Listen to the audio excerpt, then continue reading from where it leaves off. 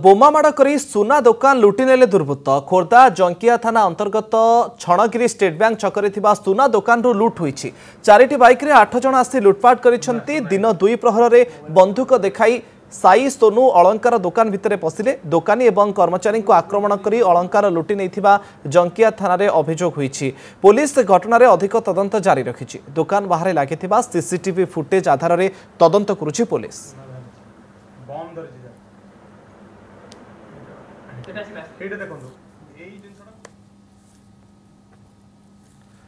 बोमामाड़ करी सुना दुकान लुटि नेले दुर्बृत्त खोर्धा जंकिया थाना अंतर्गत छणगिरी स्टेट बैंक छकरे थिबा सुना दुकान रु लुट होईछि।